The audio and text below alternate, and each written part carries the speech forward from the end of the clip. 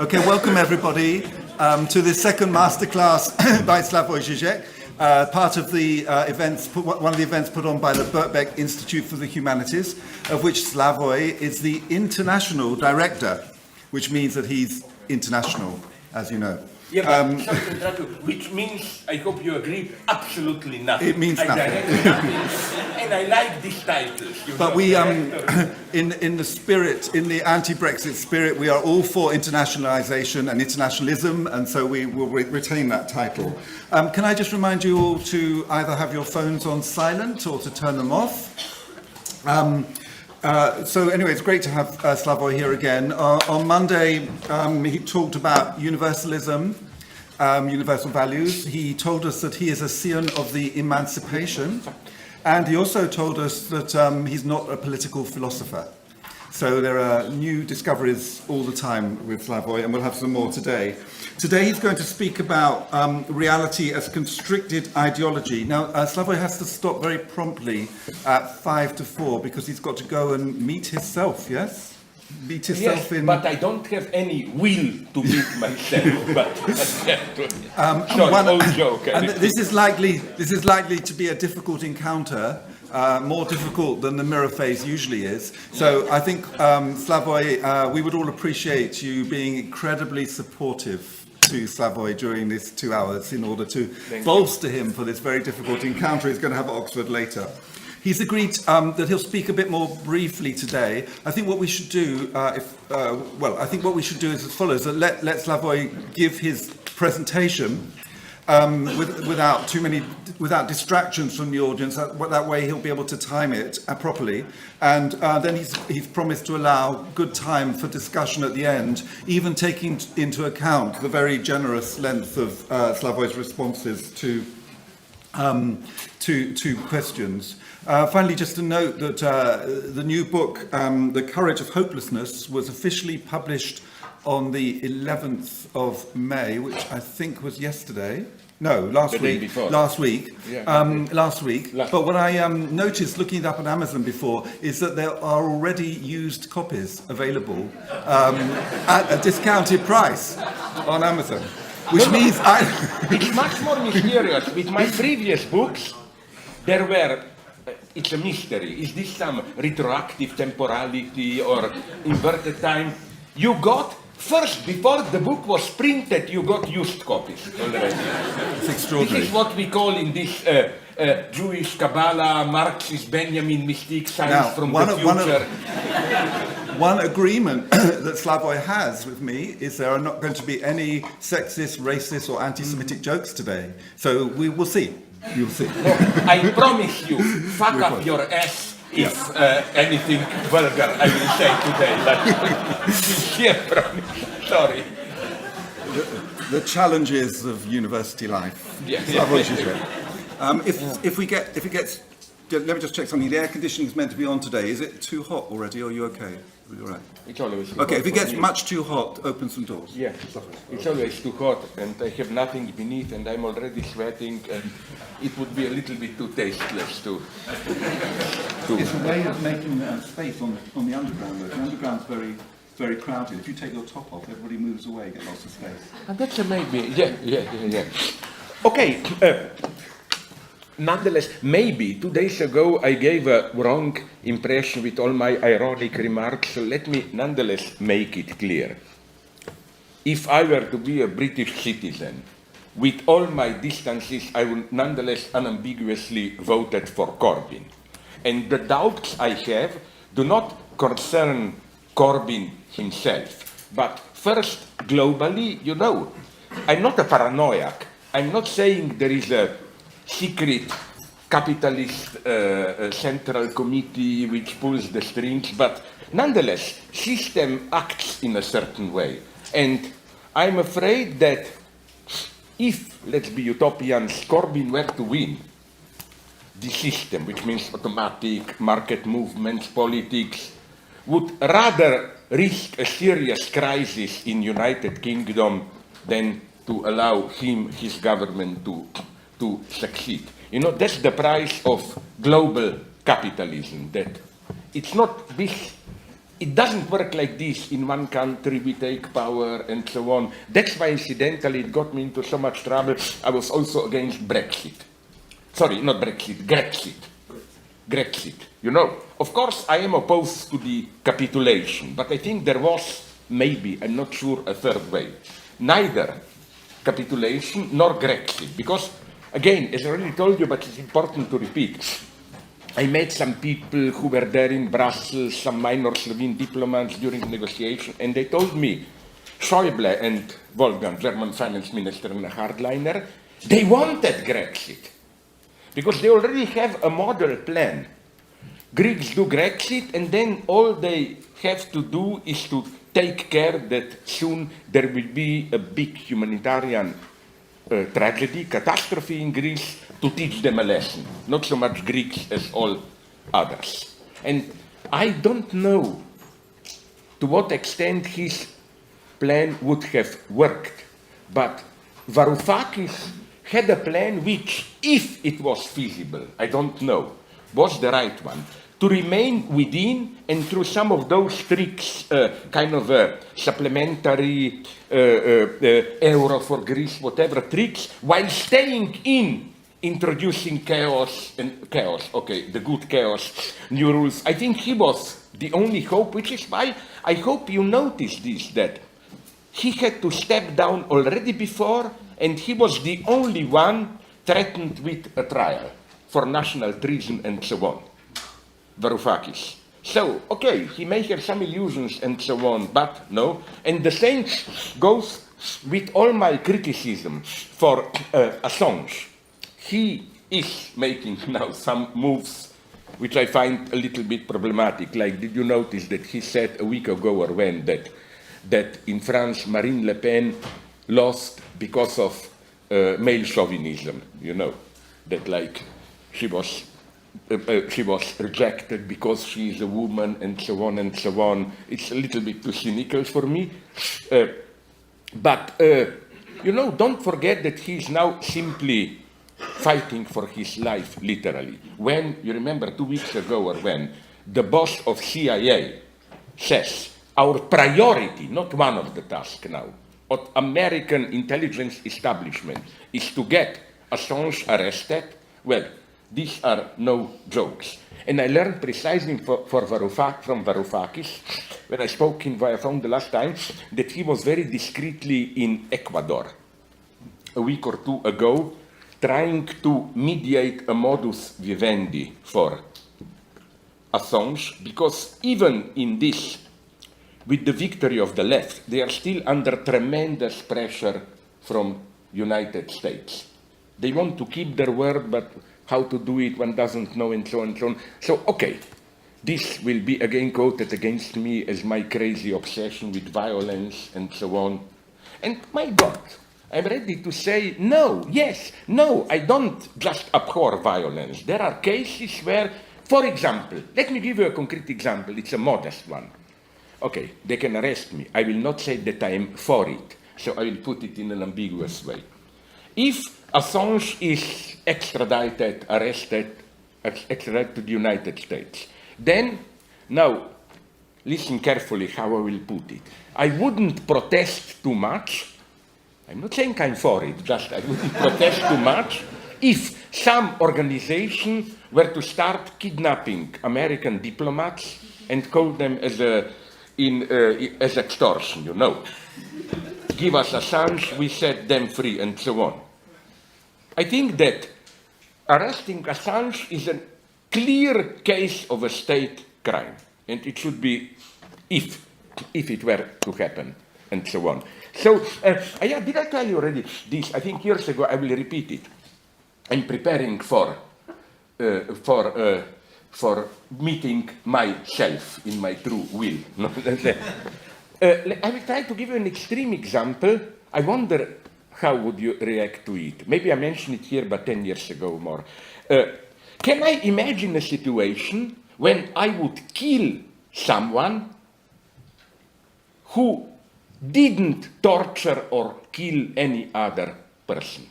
Yes, I can imagine. When I was in Latin America, I think it was Argentina, somebody told me of a doctor he met, and this is for me the ultimate obscenity. You know, the military dictatorship there, when they tortured prisoners, they had doctors who, let's say, a neutral example, I want to torture you, no, but I don't do it directly. First, a doctor examines you and gives me precise indications. This guy tortured him in this way, what do you want? You want him healthy at the end, you don't mind if some eyes get lost or whatever, or you don't care if he dies.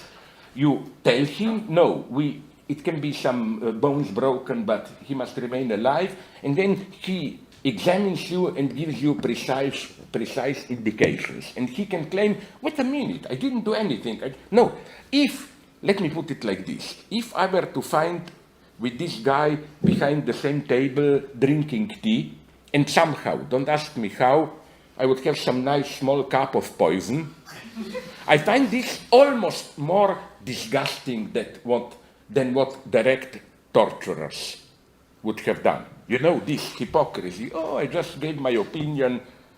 I wouldn't, if I'm also a conformist, if it were be safe enough that I could see no way to blame me, I would have done it. I would have poisoned him.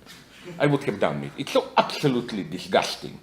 Precisely what makes it disgusting is not what he is doing, but the way he thinks he kept his hands clear. You know, no, I was just giving my opinion, what's wrong about it.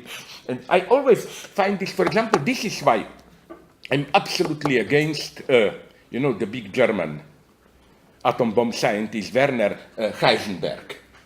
No, I read 2 books on him, and they are horrible. You know why? This is the worst of conformism. Now it's absolutely proven. Even that play, Copenhagen, is too soft on him. He tried desperately to build the bomb. He just screwed it up scientifically. He made a miscalculation. And we even know today which miscalculation. He judged that much more of that heavy water from Norway will be needed. And so he thought, we cannot do it. But they could have done it with much less water. And after the war, I find this so disgusting. In no way, there are no indications that this is true. He tried to sell his scientific failure in calculating as a secret act of resistance, you know. I was really trying to sabotage it and so on and so on. But let's not lose time with this. Today, I hope you will not be too bored because I really want to move a little bit more into theory. First about, as I promised you, about this dystopian virtual worlds, our obsessions with games and movies which take place after some apocalyptic catastrophe. How does it work? From here, I will enter the topic of circular temporality, immortality, and hopefully I will have time to approach that movie, which is a modest one, but I find quite interesting. I mentioned it to you 2 days ago, Arrival. Okay, so let me begin. I refer here to a man, how do you pronounce it? It's Bowen or Bowen? B-O-W-N. Bowen, it's O, okay, I don't want to appear too much in here. Alfred Bowen will soon publish, he asked me for a blurb, that's how I got hold of his short manuscript. It will be a book by Polity Press, I think, about the underlying ideology of video games. And he, Bowen, proposed a nice formula of the attraction of post-apocalyptic video games. All that, you know, we are just after the end of the world catastrophe, as thinly disguised utopias. Here is a quote from his manuscript. Dystopian disasters are really just a fresh chance, an opportunity to simplify our existence and leave everything behind. The problem faced with is not so much a lack of utopia that we are facing today, because this is really what dystopic dreams are. the enjoyment of a chance to restart in a more simplified world, thinly veiled by the apparent horror of dystopic collapse. In other words, it is utopia repackaged. The chance to envisage changes to capitalist modernity is eradicated, leaving only dreams of tempering its destructiveness and of starting afresh after the apocalyptic fallout. End of quote. An early apocalyptic mega flop, one of those proverbial movies which lost incredible amounts of money, from 1997, Kevin Costner's Postman does this. It's an incredible movie, this reactionary utopia at its purest. Set in 2013, but 15 years ago, it takes place a decade or two after an unspecified apocalyptic event which left a huge impact on human civilization and erased most technologies, so that, people, they usually just live in small dispersed communities, usually in very brutal poverty and relations of new domination. So it follows the story of an unnamed nomadic drifter, played by Kevin Costner, who stumbles across the uniform of an old United States Postal Service mail carrier. So what he does, it's very interesting. He starts to act as if he really is a postman. Between dispersed communities, he begins to distribute scattered villages. He begins to distribute post, pretending to act on behalf of the restored United States of America. Then others begin to imitate him, and gradually the basic institutional network of the United States emerges again. The utopia that arises after the 0 point of apocalyptic destruction is, and that's crucial, we get as a happy ending precisely the United States that we have now. Now, it is easy to see how, although they may appear to be an exemplary case of the Hollywood left, critically depicting the self-destructive potential of the capitalist civilization, such post-apocalyptic fantasies actually imply that there is no way out. Not only does the post-apocalyptic restoration end up in a utopia of the same society that preceded the apocalypse, just with some minor superficial embellishments, the very story of a new beginning after the apocalypse, as it were, clears the slate and repeats a basic bourgeois myth. I think the secret promise of these post-apocalyptic stories is, through an apocalypse may appear a catastrophe, but what we will get is not a new society, but the same old society, just in which all the bad phenomena will somehow be erased. We get the ideal capitalism instead of corrupted capitalism. Bone, this guy, ingeniously here turns around Freud's standard thesis about dream as a disguised fulfillment of a repressed infantile wish. Another last quote from Bone. While Freud might argue that dreams are the disguised fulfillment of a repressed infantile wish, in the context of this discussion of video games, the diagnosis can be reformulated in the following way. Dreams are disguised as the fulfillment of a repressed infantile wish. While the dream is the dream of the other, he means of the social other, it is disguised as the fulfillment of the subject's internal instinctive desire. So it's a very nice idea. It's very simple reversal. You got it. It's not that our apparently complex, symbolically structured dreams are just a cover-up for some primitive infantile desire. It's the other way around. What appears as an infantile desire is a false mask. One should recall here Marx's classic critique of Thomas Hobbes.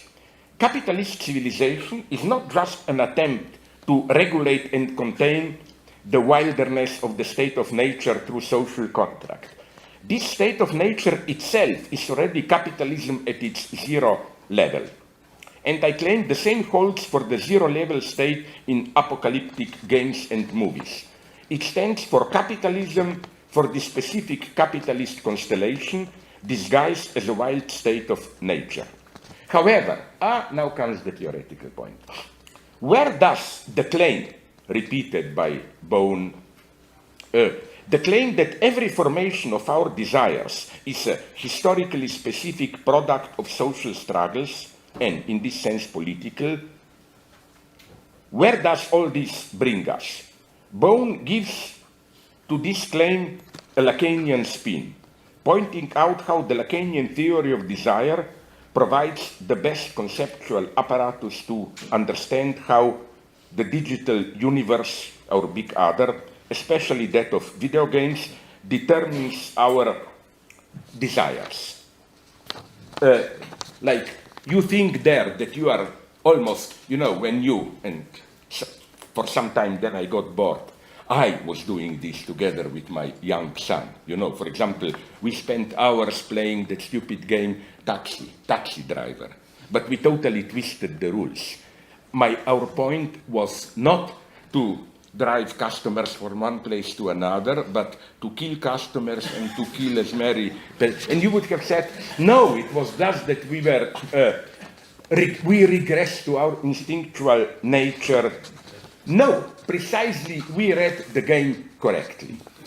Apparently, and my son again has a tremendous talent, at least for this. I remember, how is it called, that game where you build your house, your family? Sorry? Yes. And my son, I suggested him to play that game for pedagogic reasons, so that you will be able to build house, do a blah, blah, blah, and have a family. And he went to play the game with an obvious goal and realized he used literally less than quarter of an hour to introduce murder, torture, and so on. You know how you do it, an advice. You get quickly married, it's part of the game, and then you have a child. And then you don't feed the child. The child gets all red, then social services somehow are informed, they come, you start shooting them, and there you are, in the middle of the family game. But what I'm saying is that this is precisely not a distortion of it. That's what is beneath it. So again, how then does this universe work? I didn't want to show it to you, already did many times. So I will just mention again the well-known scene for what is for me one of the biggest, maybe the biggest British movie of all time, Terry Gilliam's Brazil. In the scene 20 minutes into the movie, it takes place in a high-class restaurant. I often debated already in my book this scene. Oh, the customers, it doesn't matter what else. The customers, okay, guests behind the table, they get as many dazzling photos nicely of a, and then when they order of dishes, and that, I think it's unique. It's one of the best examples of what Lacan calls separation as opposed to alienation. When they get the meal, they get a plate, and on it is just some gray, indistinct, half fluid, half sheet, whatever, like dogs. But above it, there is a dazzling photo in colors. Nice steak or whatever, all that. So you get the disgusting lamp, and you get what you are really eating, the symbolic image. But the two are nicely separated. It's wonderful how the real and fantasy are separated.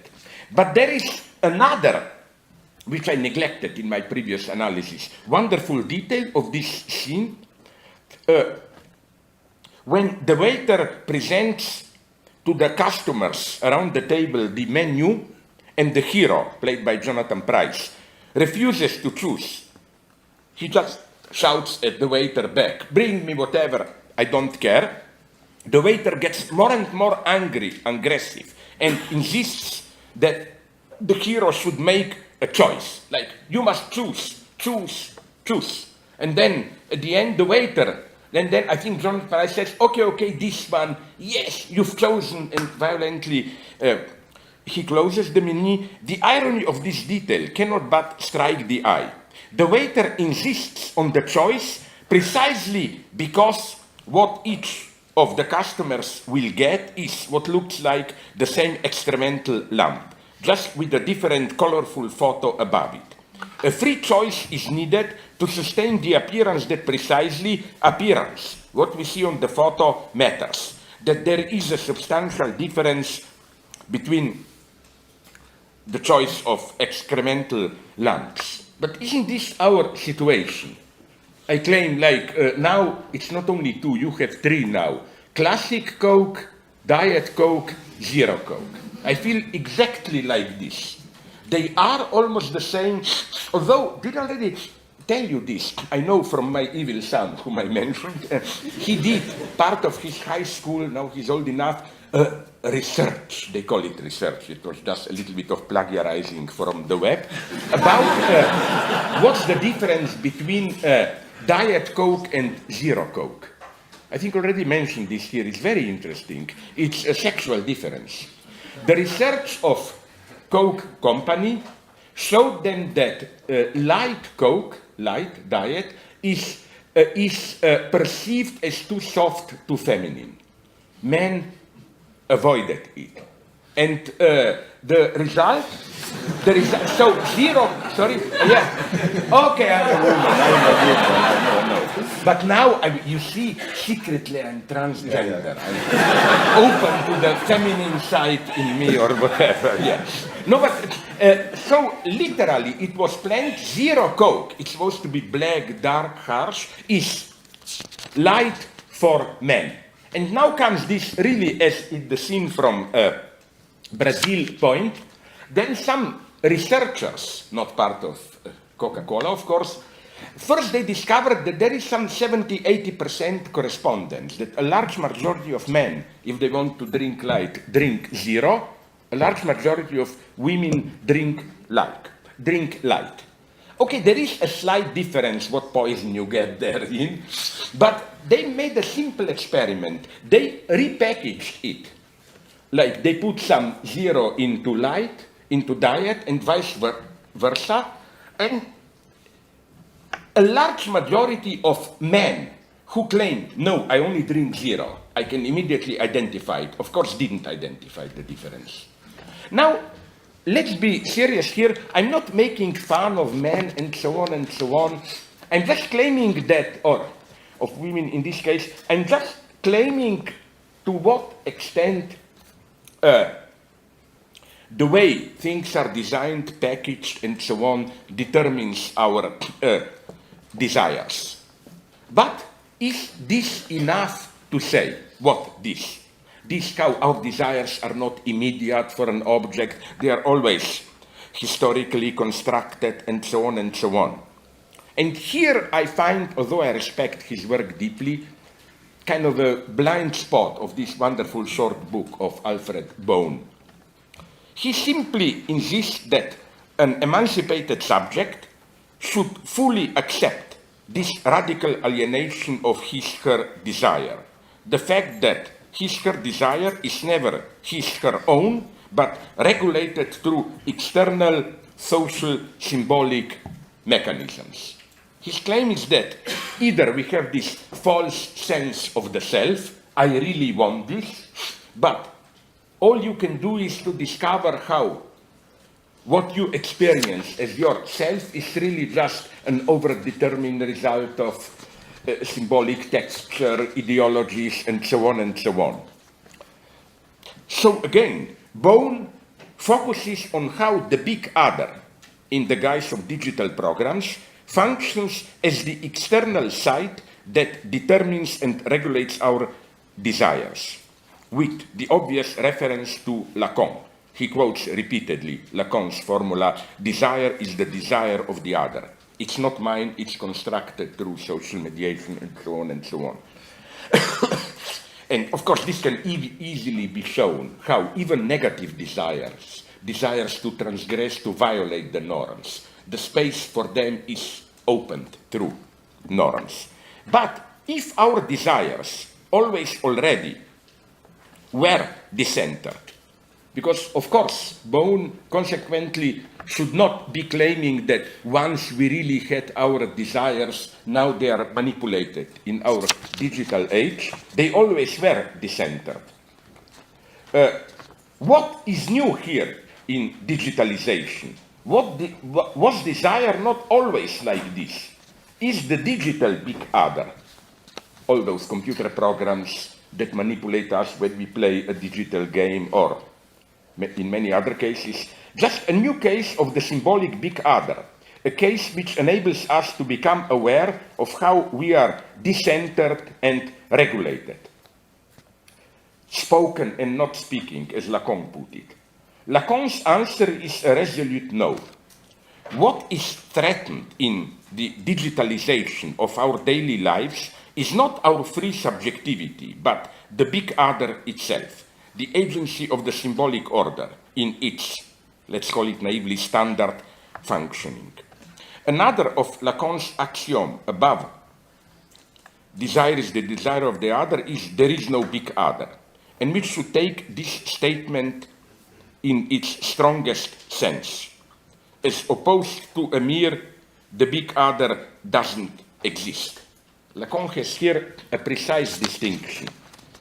If he says that something doesn't exist, n'existe pas, this means just that it doesn't exist in reality, but it still can exist as a virtual symbolic fiction which structures our activity. For example, if you are a naive, discursive materialist, and even Hegel is it, Hegel would have said, of course, Hegel is here enough of a materialist. Of course, God or state or party, communism, it doesn't exist as an object in our world. It only exists through our concrete activity. There is communism insofar as there are concrete individuals fighting for it or fighting against it, and so on and so on. That's Hegel's idea of the big other. And Hegel, he's not quite correct here, also reads Christianity, Holy Ghost, like this. Holy Ghost is not God of beyond. It's something that only exists through the activity of concrete, material, human beings. But this is n'existe pas. This is to say the big other doesn't exist. Like, to be vulgar, if you kill all communists, then also communism no longer exists, because there is no one to practice it. But when Lacan says, il n'y a pas de grand autre, there is no, he has in mind a much stronger meaning. There is no big other implies that the big other cannot even persist as a coherent symbolic fiction, since it is always thwarted, destabilized through immanent antagonisms and inconsistencies. This is why, for Lacan, the big other is unconscious, and Lacan plays nicely with this inconscient. You know, he uses the shortened formula ICS, which can be read at the same time as unconscious, inconscient, and inconsistent, inconsistence. And this brings us to the crux of the matter. For Lacan, there is a space for subjectivity only insofar as the big other, there is no big other. The space for subjectivity is precisely in these lacks, gaps, inconsistencies, and so on of the big other. And, okay, I repeated this endlessly in my books. I will not lose time now. This is why, for Lacan, what does it practically mean? There is no big other. It means, paradoxically, the space of freedom. It means what Lacan calls separation in contrast to alienation. Because no matter how much you repeat, I have no free will, I'm overdetermined by symbolic mechanisms, all those stupid formulas which are not the ultimate truth of Lacan. I'm not speaking, I'm spoken, subject is just an effect of the signifier, and so on and so on. This is the position of alienation. My truth is out of myself, out there. But for Lacan, if this were the ultimate truth, then there would only maybe exist imaginary selves with their will, of course. Again, tasteless pun. That not subjects. A subject emerges, a subject in the strict Lacanian sense, which means people neglect this as an ethical subject. They exist only insofar as there is a gap in the other, which is why subject is strictly correlative to what Lacan calls the lack in the other. For example, you can see this nicely with intelligent theologists when they claim that an impenetrable God, a God even more radically, who is a mystery for himself also, is strictly correlative to human freedom. And just a brief, because I think that the tour, I think that here Protestantism returns to something that was, as far as I can say, I'm not a big specialist here, but I think I'm at least on the right path, something that you find in the most radical Judaism. I quoted, I cannot resist repeating it in two of my books already, I think. The most, you must know here more than me, there is a wonderful story from Talmud, I think, and I even have it in two versions. And this is the greatness of Judaism, that they say it openly. You know, that's why precisely things which in Old Testament and Talmud, which are quoted as it were usually against the Jews, you see they are not serious, they are corrupted, are the greatest thing for me. In what sense? For example, the story of David and, how do you pronounce, Bathsheba, yeah. People used to say, you see how dirty they were. He sent his own soldier to death just to be able to screw in peace that lady and so on. But isn't it wonderful? I claim our answer should be, but all kings were like that. And the greatness is that they say it there. You know, you find so much simple evil in Old Testament and so on. I find this wonderful. And the same with that wonderful story from Talmud. Again, look at my books, I quote in detail, how two great wise guys, rabbis, were debating a point. And the one who was losing said, look, we cannot decide, let's call Jehovah himself to come and decide who of us have right. Then comes an incredible turn. Jehovah comes and tries to mediate, and then the guy who was winning starts to shout at Jehovah. Literally, almost in these terms, listen, you old guy, you did your job. You created the world, but you screwed it up pretty much, so fuck off. Now it's for us wise men to decide to debate. And you know what Jehovah said? Oh my God, he is right, and runs away. That's true theology for me. And it's a deep lesson which I will try to develop this tomorrow. It's not quite in that language. But no, I will put it like this. You know, if I were to be allowed to be myself... My children have defeated me. Yeah, but you know, like, how to put it? If I were to put it in these terms, I would understood it. But these primitive people here would not. So I would to humiliate myself to be understood. Especially, I know, the elder guy did not say, did not say to Jehovah, fuck off. No, not quite in these terms, you know. No, but you see, my point is also in my Antigone play, which it's strangely how it was a total flop. Even the book that obviously I thought it would do better, you know, my new version of Antigone, and I discovered all around by reactions that I touched something that I shouldn't have touched. Antigone, it's too much, too mythic. You know my version of how 3 versions, blah, blah, blah. But what I'm especially proud is that in the second version, I quote Kol Nidre, no? I know it was from 15th century or 16th even, I think, no? Older. Is it? But it's not the Old Testament. No, it's medieval. But it is medieval, that's what I mean. But nonetheless, it's not simply all anti-Semites like to quote it like you see Jews are lying and so on. No, it's a much deeper insight, if I put it in my Lacanian terms, precisely in the sense in which big other doesn't exist. You are never totally bound by a symbolic commitment. This is not the last horizon. So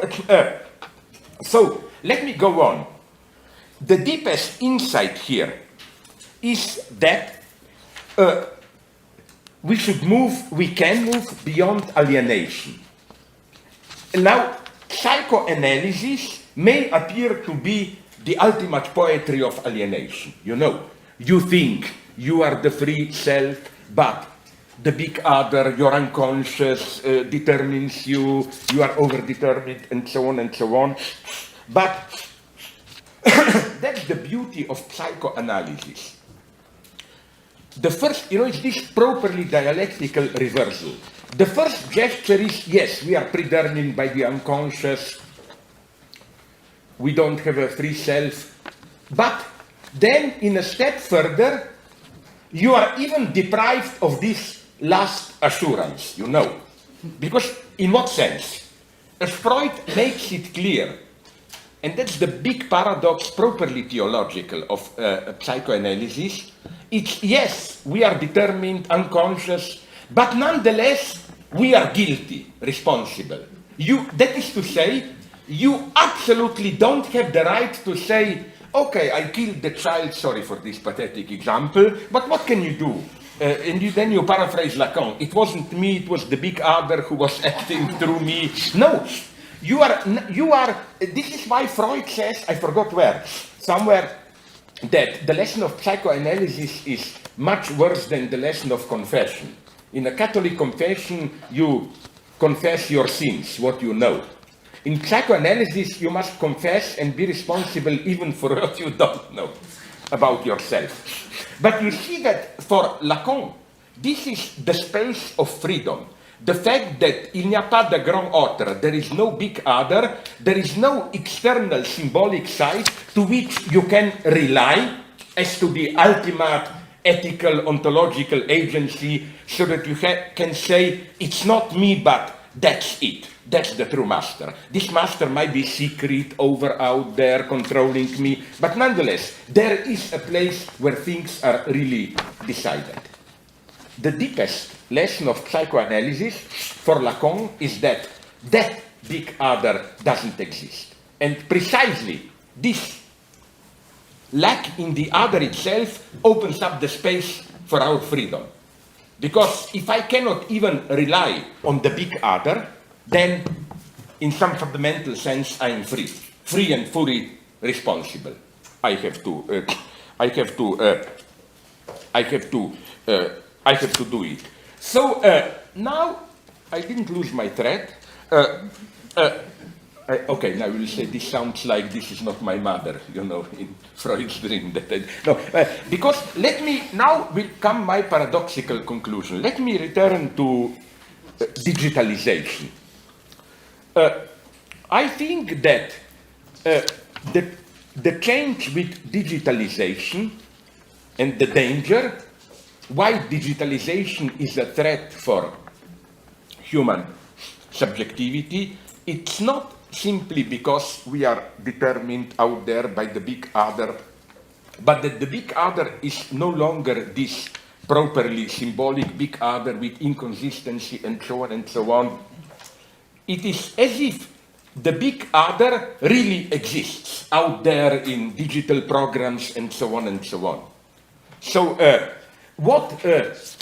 because again, I will just briefly return to what Lacan means by there is no big other.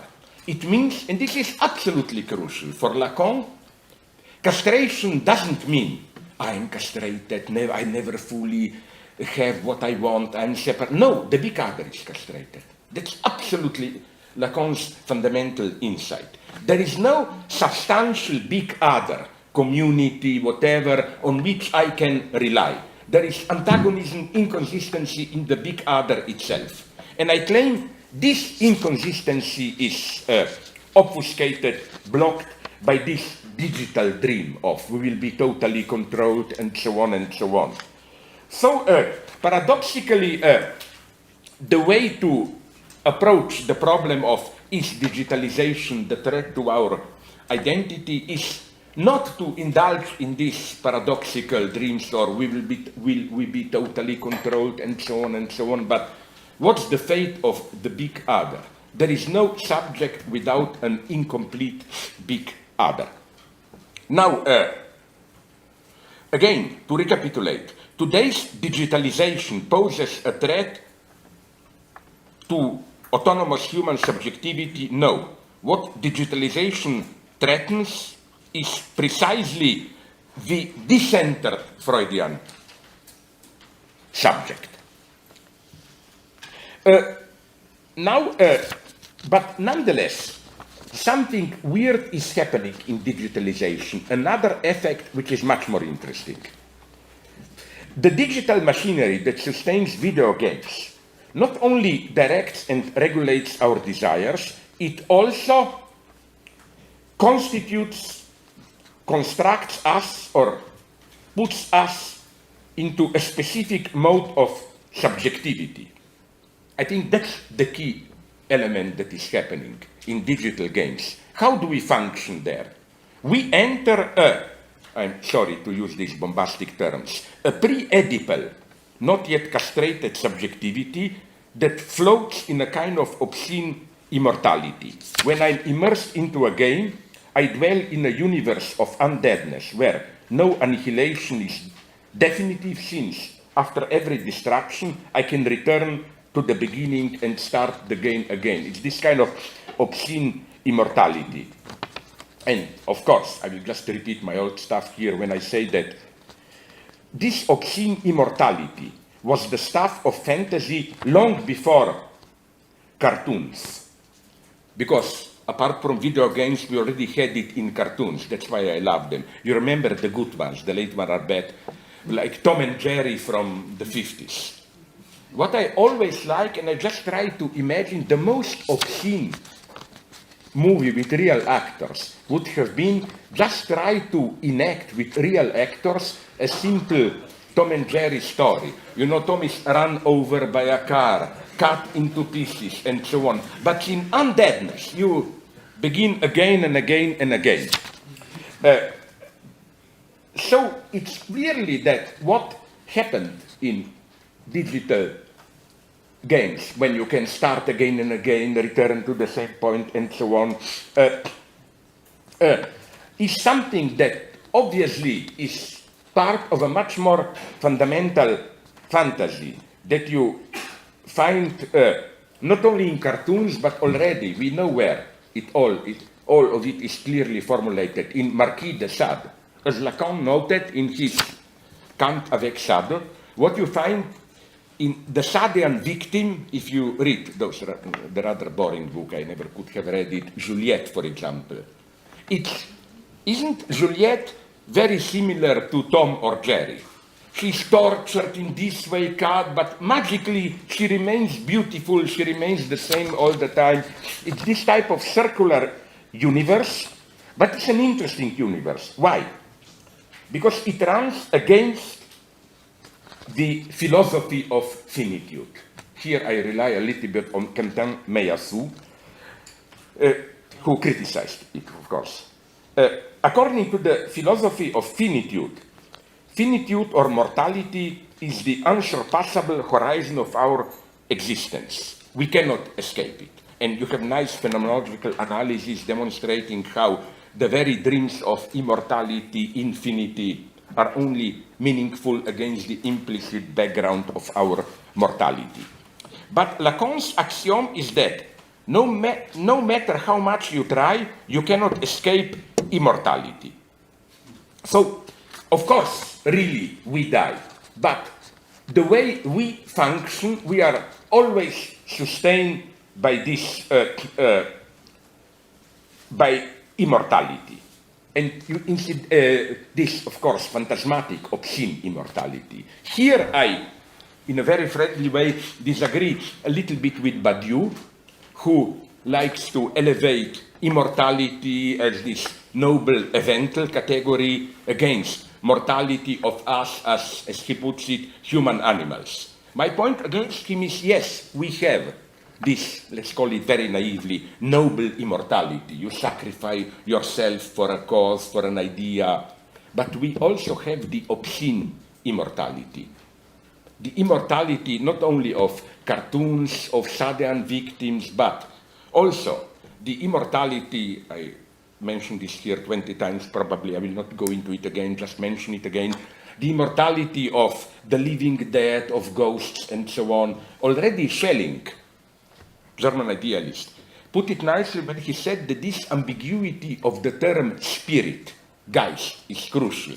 It can mean spirituality in the noble sense, but it can also mean ghosts, and ghosts are usually evil, you know. They are a sign of that we didn't do our duty or whatever. Like, why does Hamlet's father's ghost appear? Not because he was a great guy, but because, as they put it in Hamlet, people neglect this, that he died in the flower of his sins or whatever. It's clear, it's absolutely clear, that's my God, the ABC of reading Hamlet, that the true evil guy in the play is Hamlet's father. It's not Claudius. Read a book if you want to be amused, I'm sorry if I repeat myself, John Updike, otherwise I don't like him too much, Gertrude and Claudius. My favorite rereading of Hamlet, it takes place just before Hamlet, and it tells the story from Gertrude and Claudius' side. They were sincere lovers. The father, Hamlet's father, the king, was an extremely brutal, evil guy, threatening them both. So more in a self-defense, they kill him.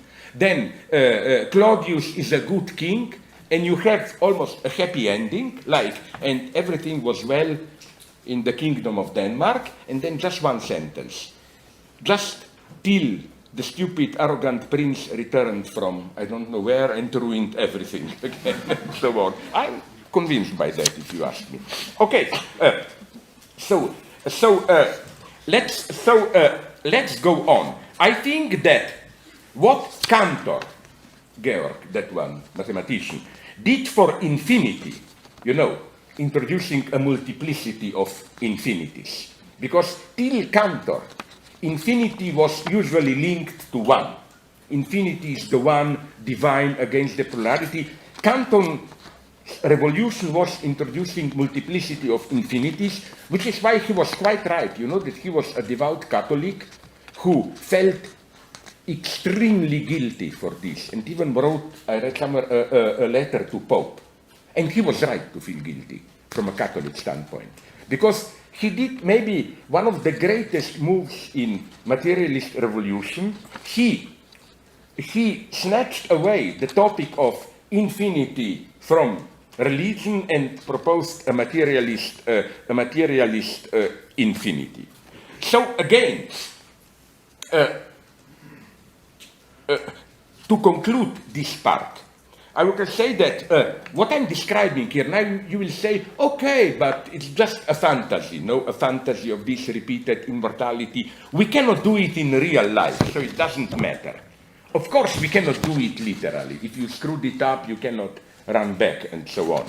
But nonetheless, I claim that with the digitalization of our lives, our real lives even, and how this affects our real life existence, we can live this kind of, what should I call it, this kind of fake infinity or immortality. For example, I can act in my love life as if I'm experimenting with ever new partners. And if the relationship doesn't work, I can erase it and start again. I know despicable friends of mine, they are no longer friends of mine, who acted in this way. You know, they said, what is love? It's like cartoons. You do it, you fail, you erase it, you start again, and so on and so on. So we do have a real life existential stance which somehow enacts this evil infinity. So instead of celebrating such an immersion into the gaming dream world as a liberating stance of playful repetitions, we should precisely discern in it what in psychoanalysis we would have called the denial of castration, of the gap constitutive of subjectivity. Okay, I will not go on too much here, just to tell you, you know which movie, although it's not as great as some people claim, makes nonetheless here the right lesson. Did you see Groundhog Day? It has a wonderful implicit theological premise, which is that, to cut it short, infinity, immortality, is ontologically lower, less than temporality. You know what's the story? The guy awakens each day and can start again, blah, blah, blah, and when true love wins, he falls into time again. You remember, at the end, he awakens the next day. But this is precisely progress. And I think this is the deepest lesson for me. Forget about theology, even of Christianity. As intelligent theologists know, the embodiment of Christ is not fall, it's a progress. Infinity is ethically, ontologically less than immortality.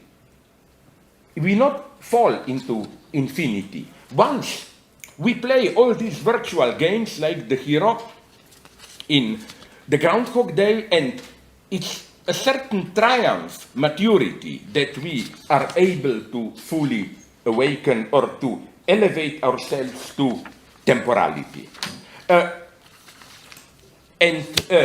Now, a minute, because I promised democracy. Oh, I still can have half an hour, okay. Now, to illustrate this point, I would like just to mention briefly a movie I asked you to copy. So you have already two things to denounce me now. First, I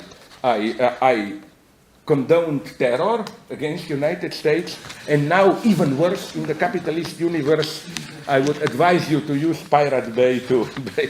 You know, I told the last time, The Arrival, Denis Villeneuve, that a film precisely about this type of temporal paradoxes, circular time, and so on.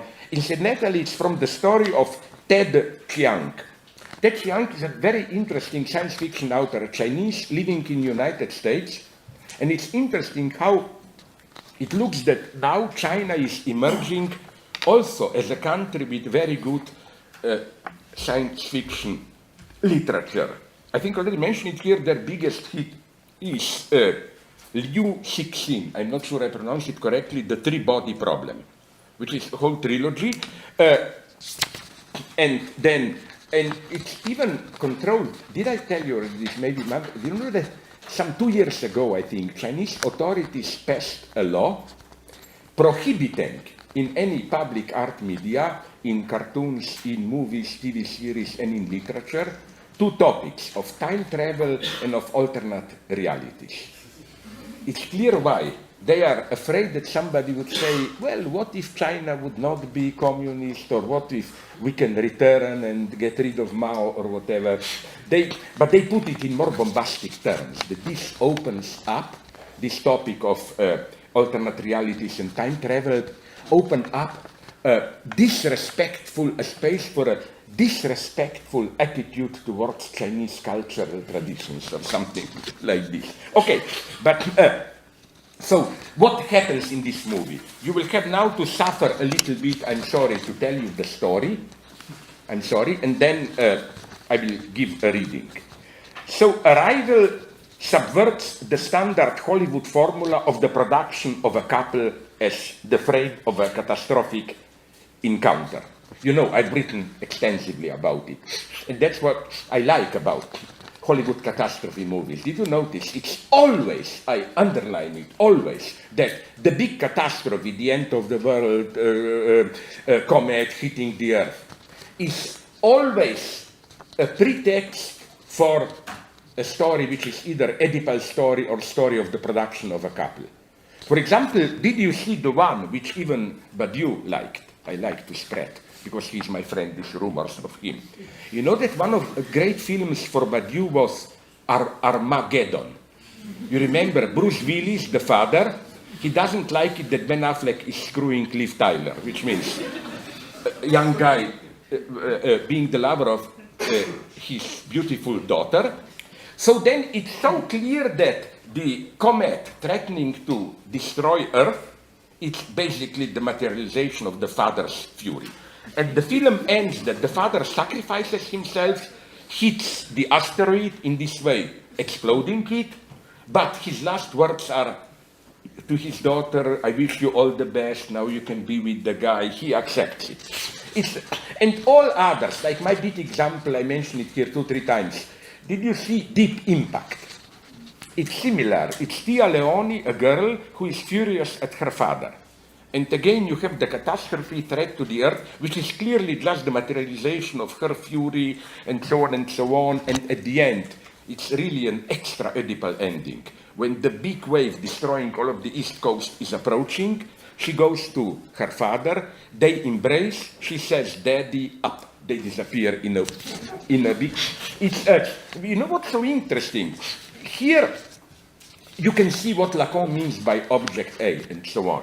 Something that appears just an accidental side story is really what the movie libidinally is about. And I will not repeat, because I already did 30 times, how along these lines I tried to read also Titanic, you know. That it's not even a love story. Beneath the progressive aspect of Titanic, you really find the nastiest bourgeois myth. Because, who is the actor, my God? Leonardo DiCaprio. Sorry? Leonardo DiCaprio. Yeah, DiCaprio. He is not really, it's not just there transgressing the rules by making love. You know, I'm sorry if I repeat myself, check it up if you don't believe it. Look at that crucial moment where Leonardo DiCaprio is dying, freezing. At the very moment of his death, she, Kate Winslet, shouts, "I will never let you go, I will never let you go." But look at her hands. She is pushing him away. So it's clear that what the movie really about is the story of it's Captain Courageous, another version. Story of a rich, spoiled lady, impotent, caught in her decadent life. And you know, this is an old bourgeois myth. Sometimes rich people live in their own way, and to regain vitality, they have to suck the blood, get the energy from ordinary people. And that's why his main function is not to screw her or whatever. It's just to restore her ego, her will to self, if I may. Kick the guy again. Keep going. Yeah. No, because you remember already when they are first time when he sees her naked, they don't make love, he paints her drawing, you know. It's all about restoring herself. And do another thing. Go to DVD, look, or Pirate Bay, look at that final scene just before she pushes him away. His last words to her when he is dying are not the words of a lover, but the words of some kind of a consultant. Be honest, be true to yourself, and so on. I mean, it's such clear emotional expression. She is the vanishing mediator. His function is over, so he can freeze. It's really a melodrama about a young bourgeois girl restoring her vitality. But is, of course, parallel the institution which organized this very story is also rejuvenating itself. Yes, That I agree. in the BFI at that very moment.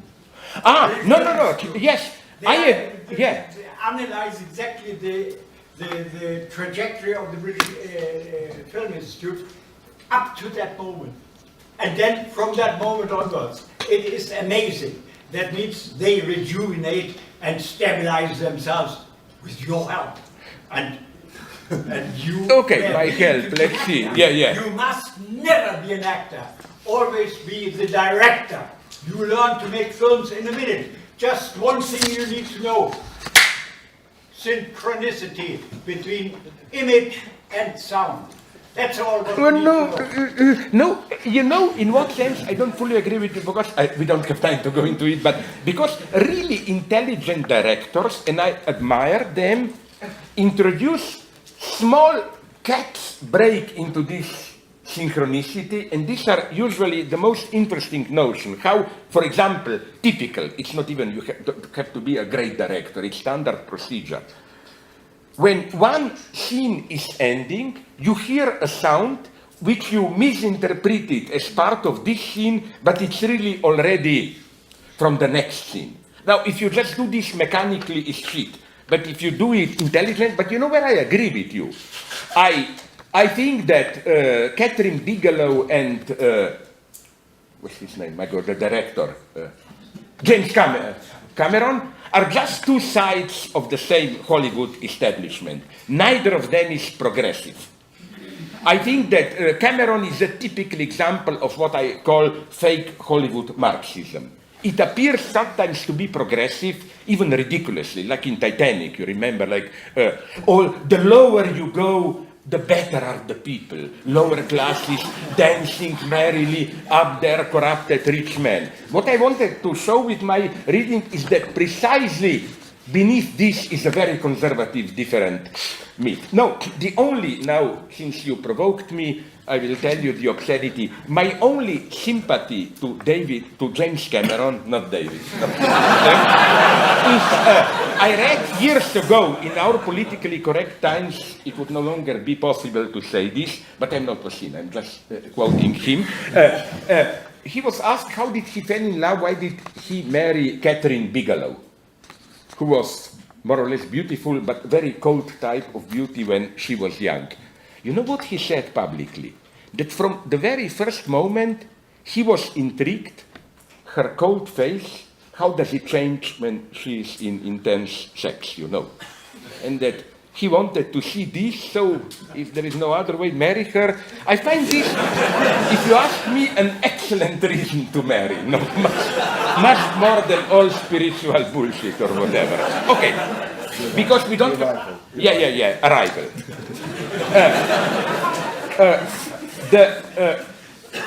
Some advice for the chair. No, the chair is the chair, but I always look who is the real master behind the chair. But that's another. Okay. The film... Yeah, okay, look, listen, you know what, I really want to give you, I lose too much time, time for debate, so I will somehow condense it. At the beginning, you see a lady, beginning of the film, just a couple of minutes, lady, the heroine, alone, and her daughter, who is already in her early teens, dying of cancer, or whatever. Then you get, obviously, a flashback. This lady is some linguistic researcher, whatever, and at 8 places on our Earth, at the same time, aliens land. And again, this Lacanian situation, what do they want? Nobody knows.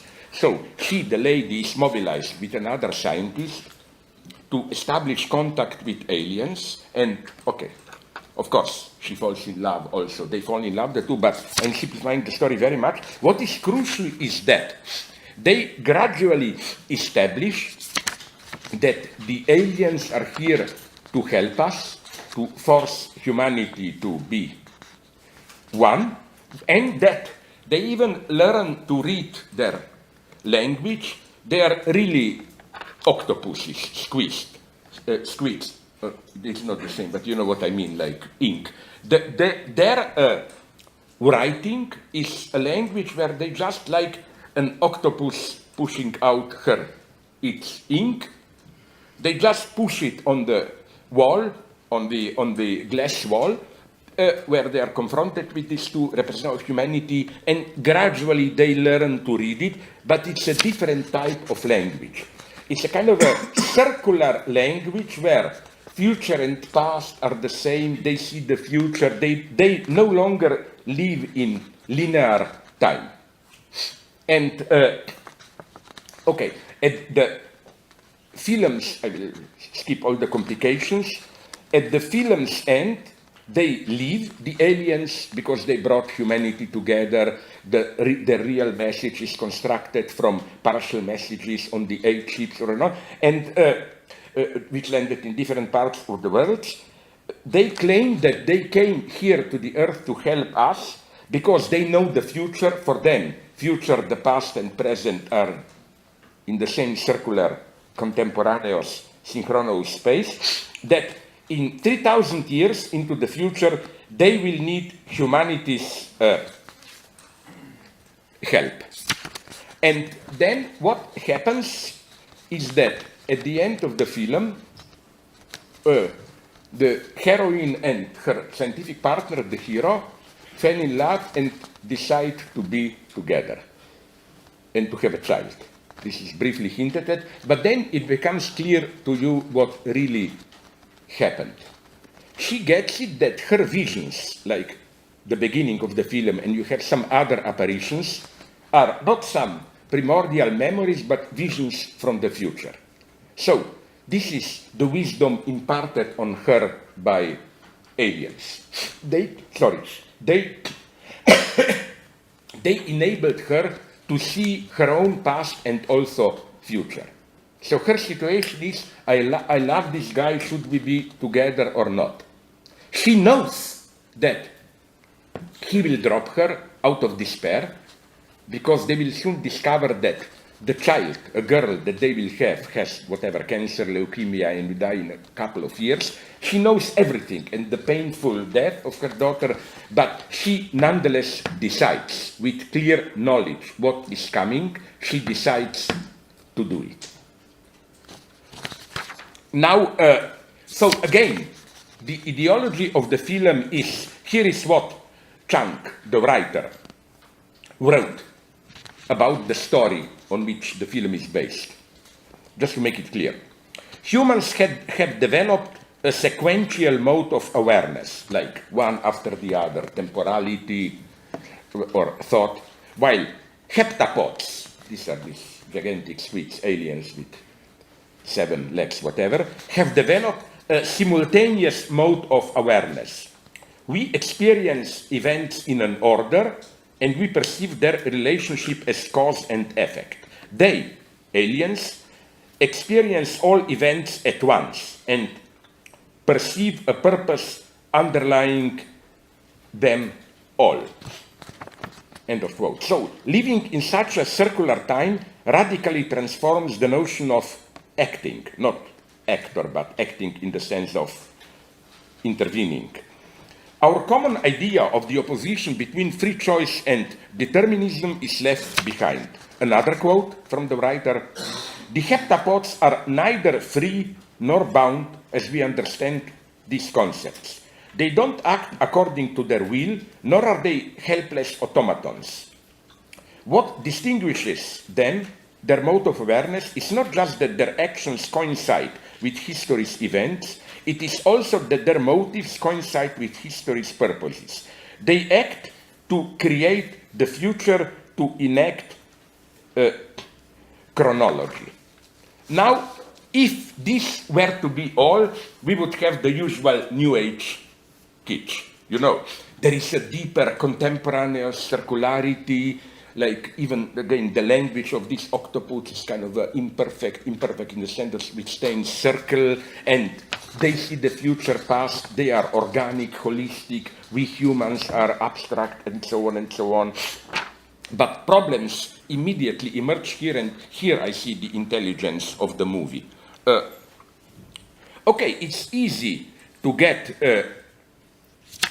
the first nice point of the movie is that although it may appear obvious, the difference between humans and aliens is not sexualized. It's not human man versus feminized aliens. No, aliens, heptapods, are more presented as this, like Kraken almost, ultimate horror, this squid with a great mouth sucking us in, or whatever. It's the object of animal horror. The interesting thing is that, remember how I described it to you, that the film's thesis is not just we know the future, we are caught into it. Remember the situation of the heroine at the end of the film. She sees the future, but she still has the freedom to choose it or not.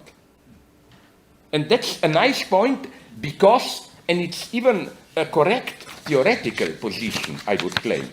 It's, again, we are back at the deepest of Judaism and Protestantism, which is predestination, fate, and so on, like the fate of the furious. You saw that great work of art? Okay. You didn't see that stupid movie, which now, my God, it earned over $1 billion. This means nothing to you. No wonder we are all poor academics, you know. No, seriously. She sees the future, but nonetheless, she can change it. But the result is much more, the underlying thesis of the film is not, even if we see the future, we cannot but enact it.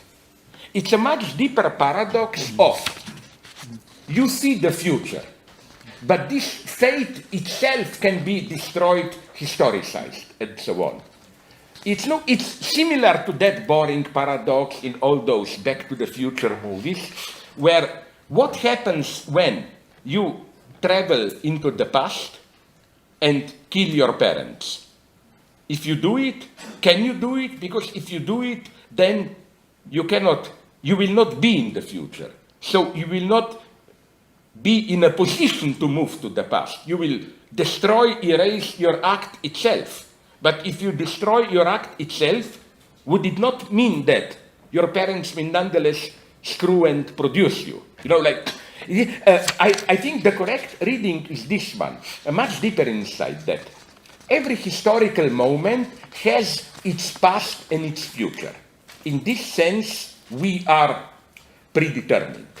And I'm almost tempted to say, in a very specific way, I don't have time to develop it here, that we cannot maybe change the future, it's predetermined, but we can change the past, and in this way. That is to say, she knows the future. She will get married to that guy, have a child with him, it will end tragically. So what happens if she acts against the future? She destroys, it's a total catastrophe, future and the past. It's a totally new world. It's a kind of a radical death drive. You know, it's the vision of history. It's not just the vision of the usual common sense vision. I'm here now, I have a determined past, but I have different options for the future. No, it is, the future is predetermined in the sense of, if I remain within my historic totality, ideology, it's a clear line past-future. From past to future, and it's shit, as we know today. If we just go on today the way we did, it's some kind of catastrophe for humanity, ecology, whatever. But we can do a crazy act which, in a way, changes the past, not the real past, but how the past constructed that we inherited and so on. And this is, for me, a radical historical act. I'm not saying anything mystical here, even. I always quoted at least 7-8 times, you know, from T.S. Eliot's, what's his most famous as a literary... Yeah. You know, when he says that every great new work of art doesn't just break with the past, it changes the entire past. Of course, not materially, but... let's say past is present for us as the image of the past, symbolic and so on. We can change that. So again, the first act of changing the future is changing the past. Is this type of radical act which changes. And now I come to the philosophical conclusion. I want to be short here. This is why, as I already emphasized here, The true choice is not this simple choice, do I do this or that, but a much radical choice of changing the past itself, in other words, of undermining the entire context, historical totality, part of which I am.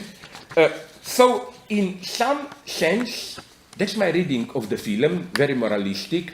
She, the girl, does a wrong choice.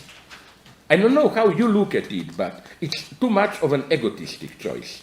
I think, knowing that, I would have said, okay, sorry, no, I will be vulgar, but not in any problematic way. Okay, let's have some sex with the guy if we like each other, but no children if I know there will be, and so on. But something much more important we get here. Again, if you read the movie in the obvious way, it would be New Age bullshit. We humans are limited, we have our abstract, temporal, sequential approach, while these stupid, organic, holistic squids, heptapods, they have a holistic approach, they see past, future, part of the same totality, and so on and so on.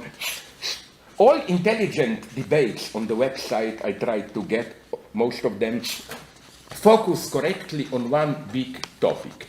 If they know everything already, they, aliens, heptapods, what kind of help will they need from us 3,000 years from now? What can we teach them? Totality, it is theirs already, holistic totality and so on. We just bring limitation. And I have only one consequent Hegelian answer, that's what they are lacking. Breaking one-sidedness and so on and so on. The greatness of human symbolic universe, it's precisely that it's not holistic. I think all, to put it naively, progress, change, comes from non-holistic approach. From saying, isn't also this love? Love is not holistic. Love is not I love you all.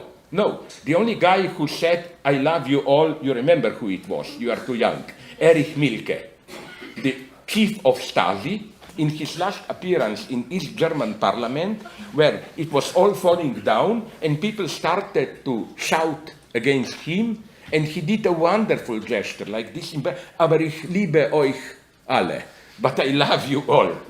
The greatness of love is precisely, no, sorry, I don't want to be accused of harassing you, so I will, none of you, so I love you and ultimately, but no, this is God. Okay, I love you and I don't, you know, this, to accept this radical imbalance, one-sidedness.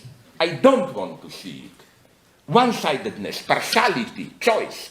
Hegel is not a holist in this sense. He always praises the power of abstraction. Even what is our reason at its most creative? It's not I see it all. That's only the first step. It's then to abstract, to say I see it all, but, to put it in Maoist terms, there is a principal contradiction. That is to say, but only this matters.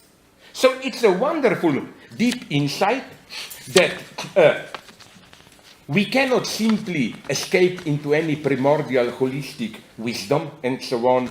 We need to be one-sided, to make a radical choice, that this is the only way to build universality and so on and so on. That's for me, again, a very nice, subtle message of the film. And it's incredible how many interpreters, critics, missed it because they read it as a simple New Age mysticism. While on the contrary, the point of the movie is not that everything is predestined, we stupid humans just don't know it. Yes, we cannot change fate. We cannot change the scope of our fate once we are within it. But in a much more radical, we can change, ruin fate itself. And that this precisely is our strength as abstract beings. The power of humanity is negativity, is to abstract, to cut, as Hegel puts it. The power of human spirit is not to bring together the opposite, but to tear apart what in nature belongs together. So, you see, this is what I like to do, to take a movie which may appear saying the opposite, and to read it in a more subtle way. And I read some interviews with the director. he's so. He was aware, but not quite clearly what he is doing. Since I offered you some, yes, Please allow me one point crucial to connect to that. That means, however, the framework which organizes that discourse. Which discourse? For instance, your discourse in the moment, or the discourse in which you support the film, has its own power of adding holistic aspects, even if you are negating it. In what sense, precisely? Concretely. If you then argue, because the discourse is in the heads of your audience, always, not in your own output. Yes. So therefore, when you, for instance, in the film, I mentioned previously, come out of airplane doors, directly after previously we have seen Stalin coming out, or Hitler. Yeah. So it transports you into a realm which no doubt you did not add your intention to that would happen. Okay, thank you. Yeah, but I don't Slavoj, hear. Yeah, but you know, no, because I think that at the same time, wait a minute, imagine it, me standing at the side of Stalin. I doubt Stalin will survive this, you know what I mean? Am I not a scandal there, stepping out like Stalin and so on? I think we should do it in the right way, to transpose ourselves into that universe, but as the disturbing element. Because you know what's also interesting, but I don't have time to go into this now, because I should leave some space all to others. You know, you should never forget that practically all ideologies function in the way that they cannot openly admit their own presuppositions. It would never have been, even, especially Stalinism, one of the most brutal dictatorships. They had to pretend that they have some form of freedom. That's like you were not allowed to say Stalin is our master. Sorry, old joke. I repeated it here at least 10 times. In Stalinism, you were not allowed to say publicly what everyone knew it was true. We are not allowed to criticize Stalin. Stalin is a master. If we do it, you will disappear. If you said this, what everybody knew, you would be absolutely immediately arrested. So this is what always fascinated me with Stalinism, how at the same time it was the most brutal regime, risking millions, not a problem for them. But at the same time, it was a regime incredibly sensitive to appearances. And sorry to repeat myself, I like one example that I read, at least I hope it's true. You know, people wondered why in Soviet Union the 1st of May parades were never disturbed by rain or storm and so on. And they discovered that they spread all the air above Moscow with some very problematic, half-poisonous gases, just to guarantee there will not be rain, because they perceived it that if a storm, rain, were to disturb parade, the appearance of all powerfulness of the regime would be broken. The appearance had to be fake. It's incredible. This is the key to Stalinism for me. Again, what I quote in my chapters, in my old books on communism, this idea, totally absent in fascism, that I read, not by some leftist, Anne Applebaum, Gulag, in that book, how on Stalin's birthday, citizens, inmates of Gulag were gathered, and they all had to, with acclamation, accept a long telegram, endorse it, wishing Stalin all the best for his birthday, long years to live. Why this? Everybody knew this was appearance, but it was absolutely compulsive to do it. And it's totally meaningless to do it in Nazi Germany. It doesn't work there. Can you imagine all the inmates of Auschwitz collected for Hitler's birthday and sending him best wishes? You know, this is where I like to complicate things. Even when reality is at its most brutal, it has appearances to rely on. Don't underestimate appearances. Okay. Okay, I think we'll collect a few. Some people have got in with preemptive strikes. St. George's got the. Let's start at the back, if you don't mind. St. George's got the microphone there. That yes, this young man here. You started at back. Yeah. He supports backwards thoughts. We'll collect a few if you don't mind. Yeah. Because you Thank you very much. You've spoken about the living dead, zombies, vampires, but I was wondering if you could say something about werewolves and metamorphosis, and if that's been purchased in your system. Thanks. Okay, well, okay. Don't do it now. No. Slavoj talks for a long time and asks the questions. We're going to collect a few. Somebody at the back, right at the back. Thank you. I just wanted to ask about the idea, going back to Arrival, Yeah. problems of communications and diplomacy, because to me it's also a similar idea of a zero-code-sum game, in the sense that we're looking at the science as humans, but we're also looking at aliens, and if we think of the root of the word Latin, alias, it means other. Okay, let's do the other side. So I'm afraid I'm pointing on the right. This is left. He's looking to the left. Well, this is opportunistic excuse, I don't buy it. I'd really love to hear your thoughts on what happened at the Oscars in February, with La La Land and Moonlight debacle, because I feel like there's some good analysis to be done there. This is the limit of my memory. Can I quickly, I promise, after Three. So we've got three questions. First of all, again, First was the notion of metamorphosis. Second was the business about. no, diplomacy, werewolf communities. arrival communication, Moonlight, Oscar. And Moonlight. Very briefly, I cannot go on. The first one, I must admit, I don't have a good theory of werewolves, but all I can tell you is what I developed in some of my books, like the basic distinction, I love it, between vampires and zombies. I think it clearly has a class dimension. Vampires are always upper class gentlemen, they live among us. Zombies are outside, stupid, pseudo working class, slowly. You know that the crucial movie is the one, White Zombies like this, crucial movie from 32, 1 year too later with Hays Code it would be prohibited, where the actor who is the ultra vampire, Bela Lugosi, plays a plantation owner in the south and takes guests to his factory where you see all his workers there are zombies, living dead. And he said it's wonderful, they just work, they have no trade union rights and so on and so on.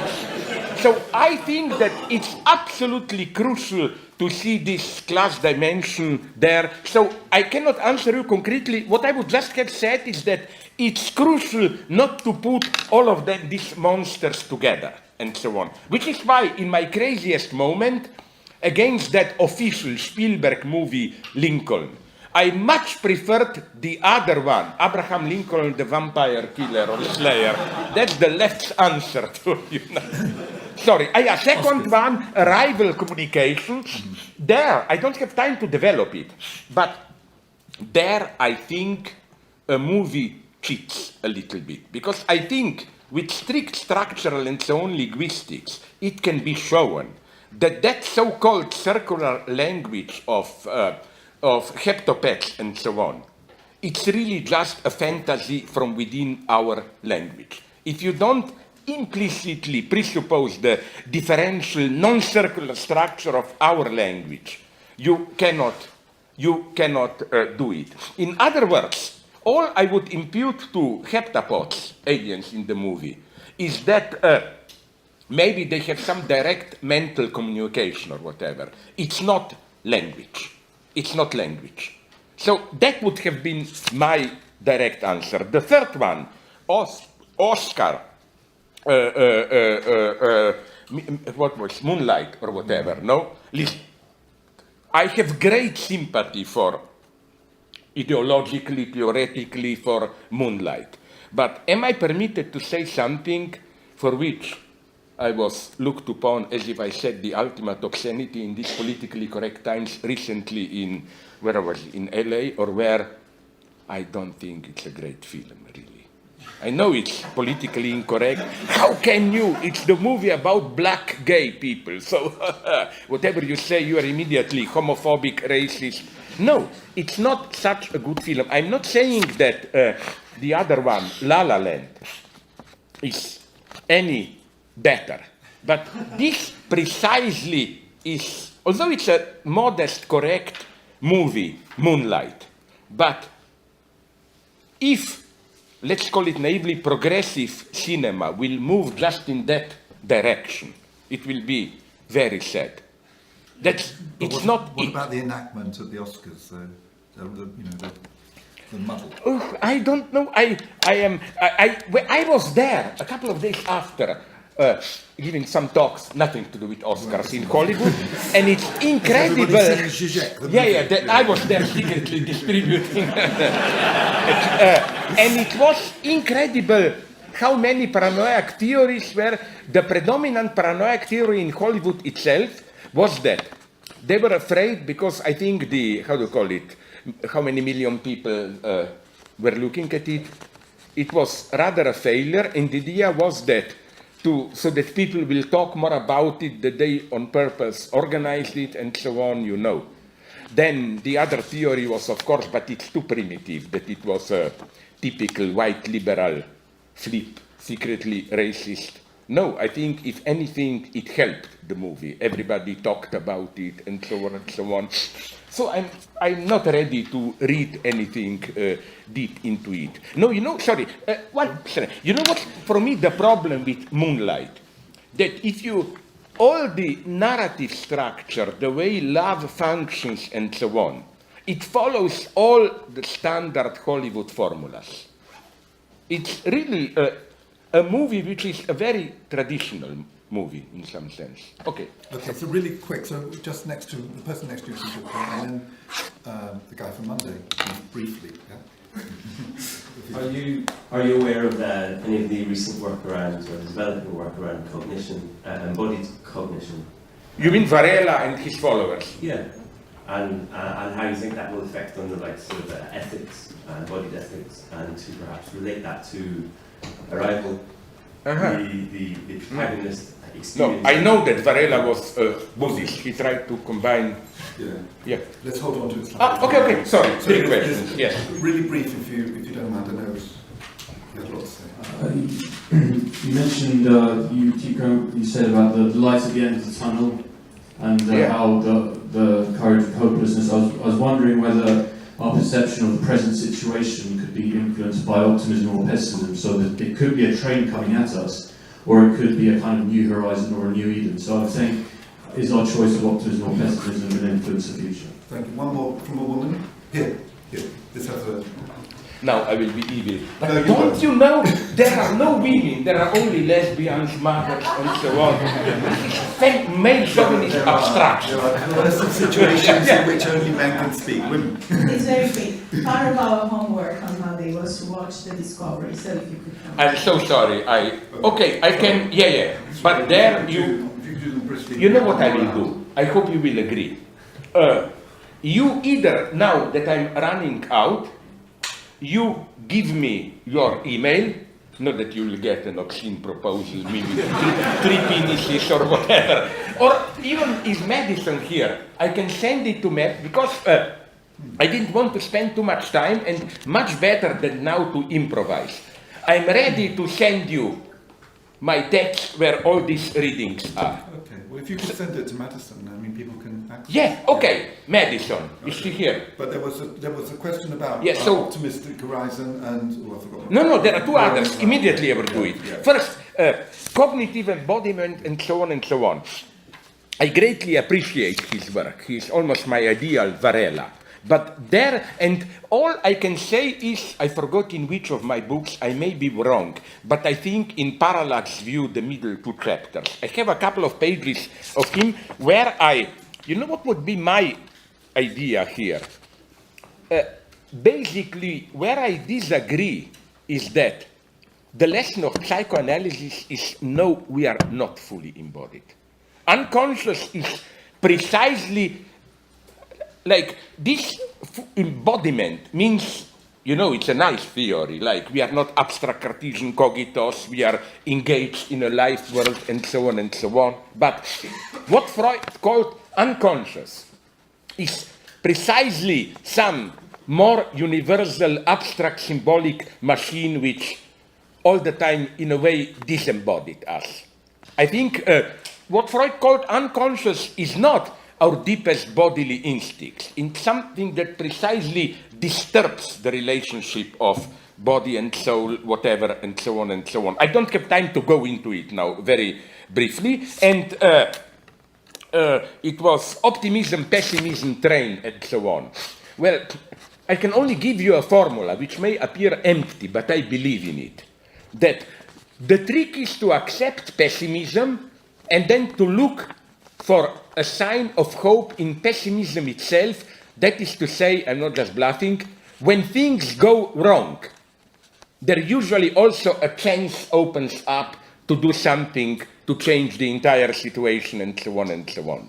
That was the reason, for example, I now suspect that I was wrong, why I'm not crazy, supported Donald Trump, but say maybe his victory can do what?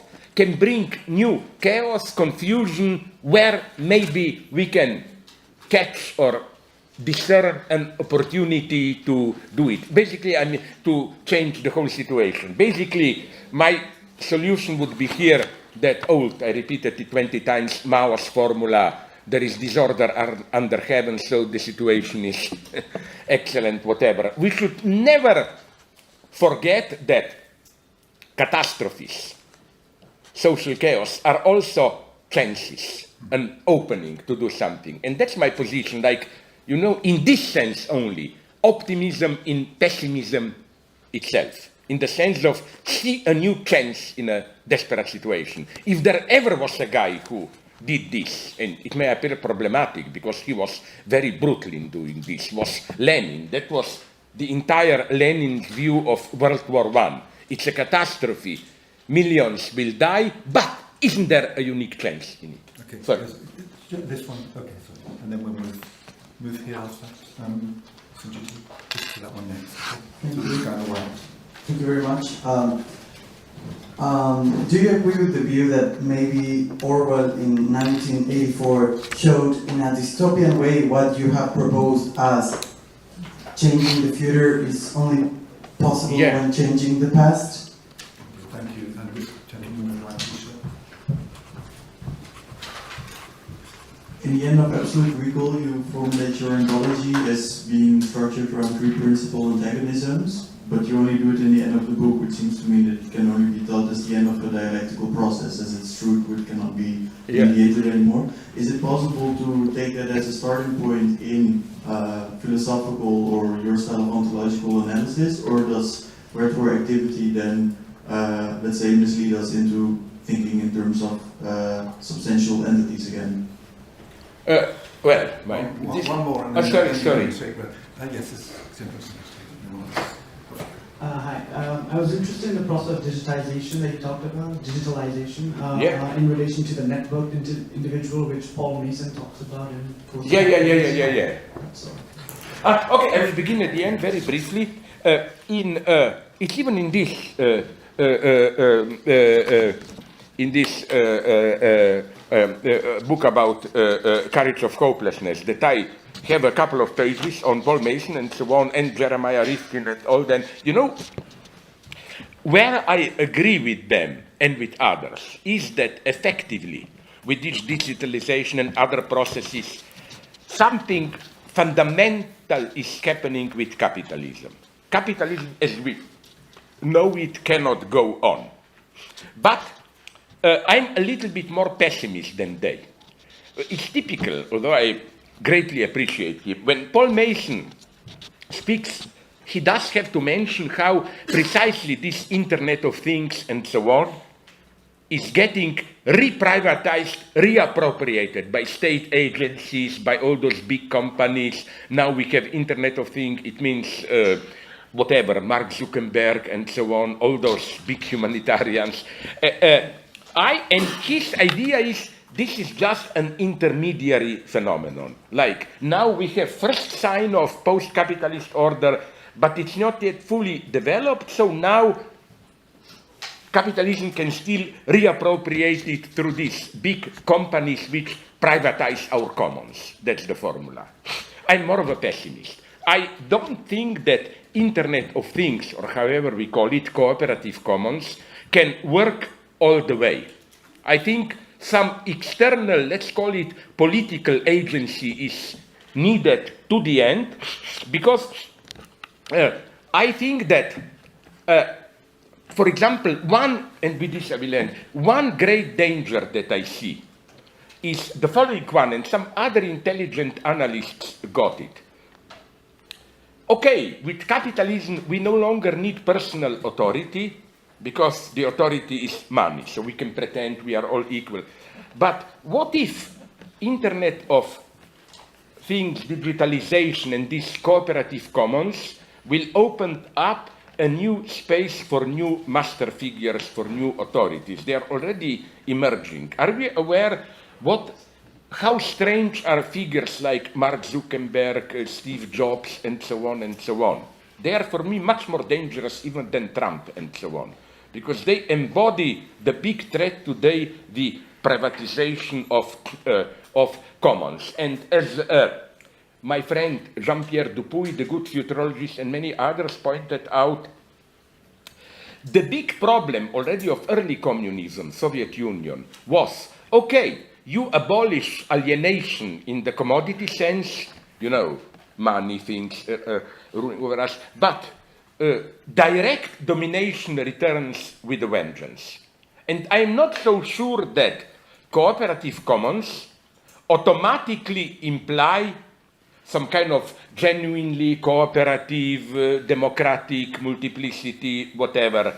I think that the problem of power and domination remains. Even some economists, I'm now reading their stuff, are going in this direction. It's extremely interesting trend, claiming that with new digital capitalism, virtual, financial, what is happening now, the tendency is not towards more abstraction in the Marxist sense that now virtual money will rule over us, totally disembodied, abstract, but that next step will be a return of personal power and domination. So I see, it's a very confused answer, but that's what I wanted to say. I see very many problems here.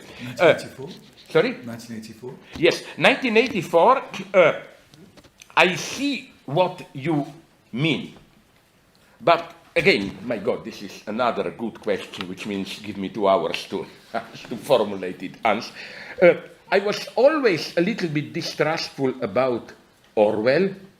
I don't think his image of future was correct. It's almost too utopian.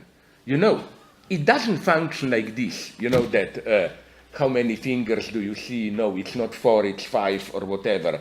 That simple cheating with facts and then sexual love as transgression and so on and so on. No, the threat today is more that we are controlled, dominated. That would be the digital threat for me. But we don't even know how unfree we are, how controlled we are. That's why I moderately, he is doing crazy things, defend Assange when he's reproached with, why do you attack only published documents from the United States? Why not China, Russia? Well, my answer is every idiot knows what China and Russia are. It's easy. Nobody thinks they're really free there. But in the United States, majority still thinks, even if they had Trump, we are free. The true danger is that you don't even know that you are controlled, but your choices, your desires are controlled. So in this sense, I always read Orwell as 1984 as some kind of anachronic, nostalgic image of a dystopia, a beautiful old dystopia, There is, in this direct domination, there is always something naively attractive in it. Although he was a nice guy and so on, but if you ask me, I much prefer his essayistic writings and so on. They are much better than his big, although he was honest. You know that 1984, when it was directly mobilized by Cold War activists, he was honest enough to write an open letter to Americans claiming that, wait a minute, I'm fully supporting the Attlee Labour government, I'm not a right-winger, and so on and so on. He resisted, absolutely. But you know, again, the problem with Orwell is that he relies too much on this, let's call it, for me at least, common sense idea, you know, Ministry of Truth. His idea of changing the past is all too naive. It's that you literally have to change the data and so on and so on. Even in Stalinism, this holds only up to a point. Today, you no longer need to change the data. And nonetheless, mystification can be even more radical. And that's what always fascinates me with intelligent new authority figures. They admit everything. You know, no, we don't do any retroactive changes out, erasing out, and so on and so on. You just change radically the entire frame of interpretation.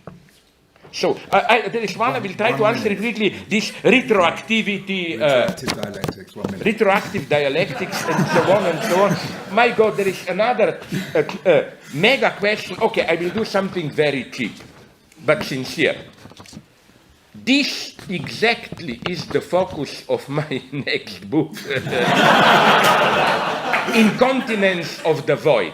It's not obscene, it's a quote from Samuel Beckett, where I try precisely to do what you indicated, and I agree this is crucial for me. Not to get involved just in this social analysis, but I try very naively to address the big ontological question. What does all this Lacanian, Hegelian bullshit of mine means? For what is objective reality? In what sense do we have access to it? And so on and so on. And so there, it's not so much retroactivity as precisely this idea, messages from the future, ontological openness, the objectivity of antagonism. I am for realism in the sense that things are not out there as some in itself to which we don't have access. But I think we should change all this naive realist perspective. There is reality out there, and if we purify our false perceptions, somehow we will get at it. You know, already John Locke did this, with his otherwise beautiful distinction, you know, between primary and secondary qualities. For Locke, those qualities that we perceive with only one of our senses, like color, they're subjective. But those like shape, which a shape, I can see it and I can touch it. So I can confirm the shape of an object with more than one sense, which means it's an objective property. I don't buy this. I think the true paradox, my solution is as always Hegelian, is that the true point of the real is how we are inscribed into reality.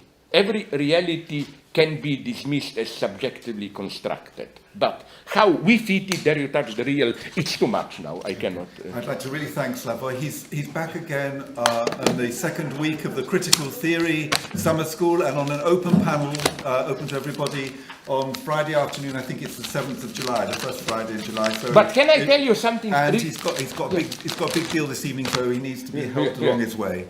Thank you, can Slavoj. I tell you something evil? But isn't the truth of it? It's open to everybody who will pay the price, no? No, it's free on the Friday it's afternoon. Free. On the Friday afternoon, it's free. The panel is free. Fuck you. Friday afternoon it's free because it's just the stupid debate, no? Yeah, that's right. Yeah, but the previous, the big seminar, no?